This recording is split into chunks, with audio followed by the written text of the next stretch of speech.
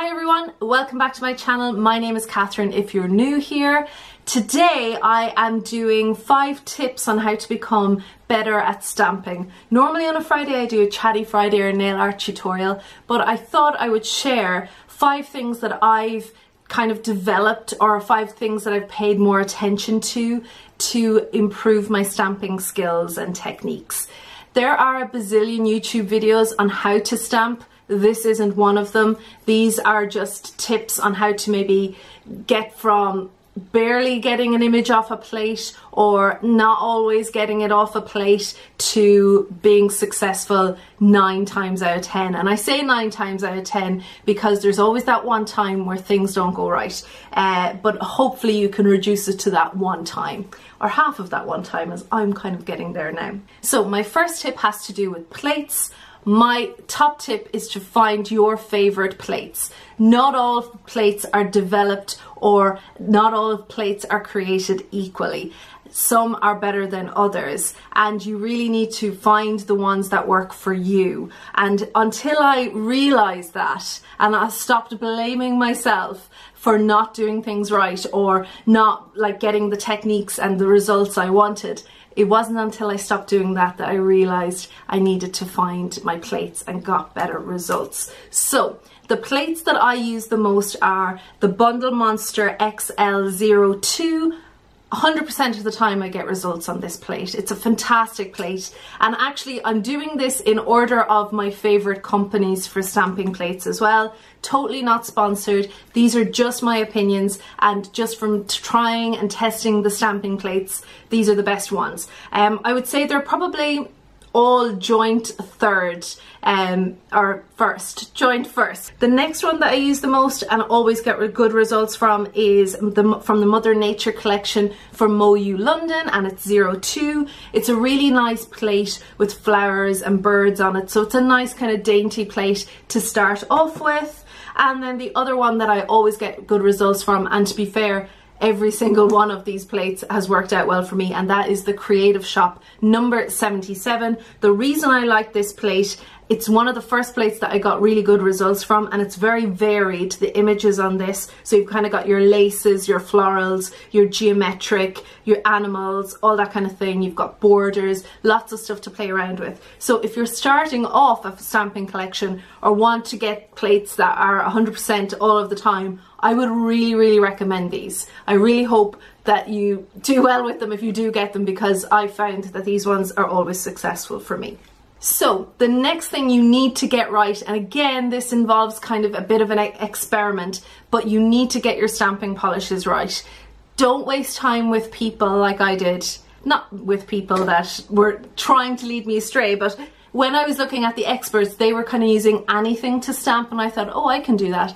You can't. You have to get stamping polishes, especially when you're starting off. Later, you can experiment when you've developed the right techniques, but right now stick to stamping polishes, because otherwise you're just going to drive yourself crazy. So I would recommend just to go with a good black and white. So I have the MoU London black, which is, this one is empty actually, so I had to replace it with this stamping black from Born Pretty.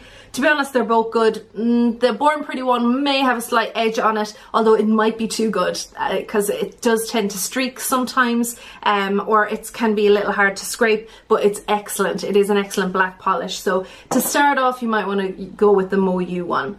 And for white, now this isn't a stamping polish, the Essence Wild White Ways. I've used quite a bit of this, but it is actually fairly decent. But if you want just a foolproof stamping polish, go with the Born Pretty one. I bought this a couple of weeks ago, and I'm already halfway through the bottle.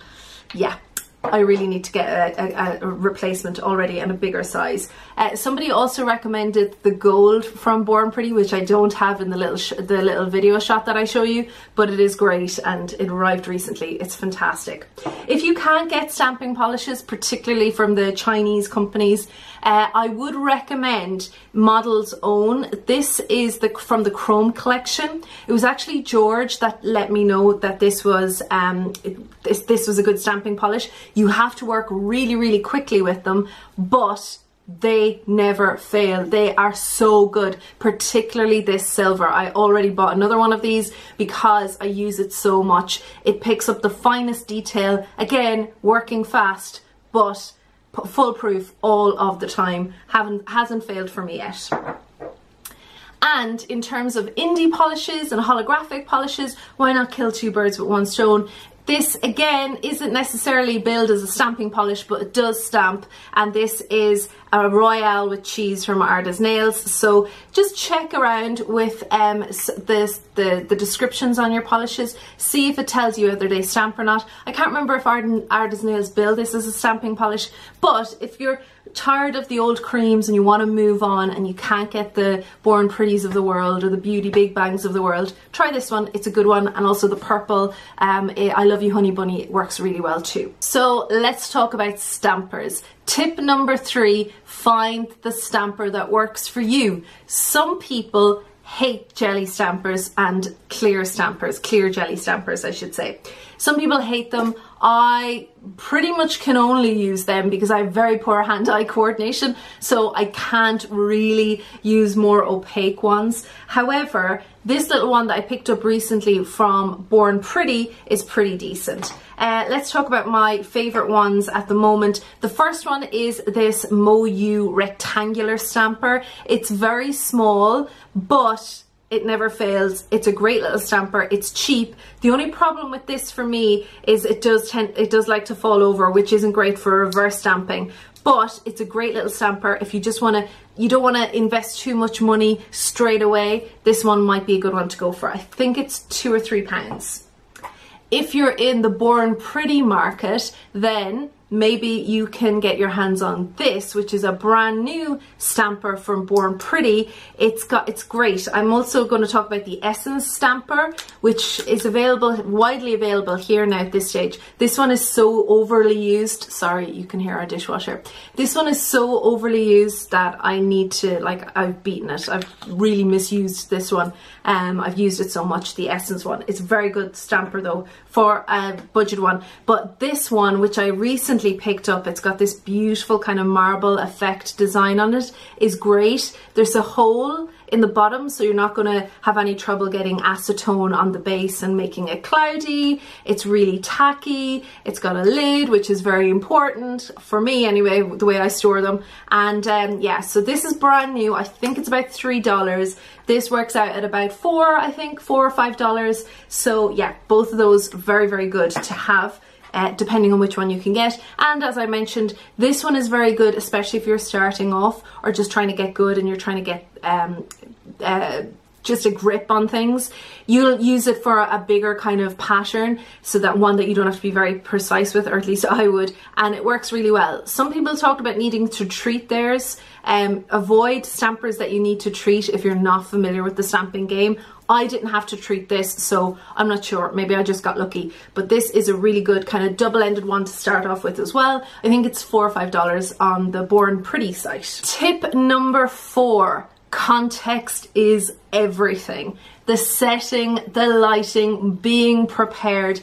Make sure you have everything ready to go. So I'm showing you a little shot here where I have a piece of tissue laid down so I can, clean my card as I go. I have my card ready to go. I have my lint roller ready to go. I have my stamper cleaned and ready, and my stamping plate cleaned and ready. Everything is within easy distance, elbows free, no obstacles, no drinks going flying. I can just get working straight away, and I'll try and keep, I don't really use my mat as much as I used to, but now I kind of tend to use it as this is the stamping space. Nothing goes around this, so that I'm free to move around and get things done quickly. With that in mind, you need to also control the temperature a little bit. What I'm learning this summer is that bubbling can be a problem with top coat and polishes that dry a little bit too quickly. but also when you're stamping, if it's very hot or if you've got a fan going or air conditioning going, it means that the image can dry a lot faster on your stamper, so, and even on the plate actually. So you just need to be prepared to move quickly, especially if the temperature is out of your control or it's a little bit off. It's a little bit too hot in particular. Cold doesn't tend to figure, although if you have the heat and blasting, I suppose it will. But yeah, just make sure that the setting is good and the context is good and everything is ready to have fun and go stamping. And finally, tip number 5 is a bit of a strange one, but really this worked for me, and I think it can build your confidence a little bit more over time, and also it can show you how to have fun.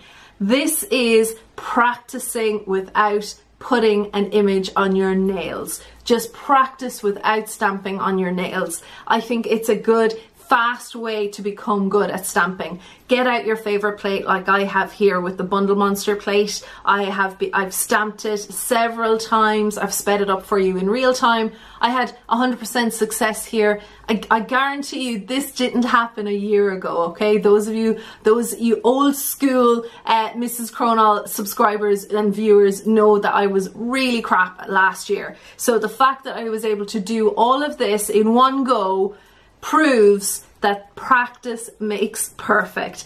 And I know a lot of you are stuck for time, and it can be a bit of a pain trying to dedicate time to becoming good at this stuff.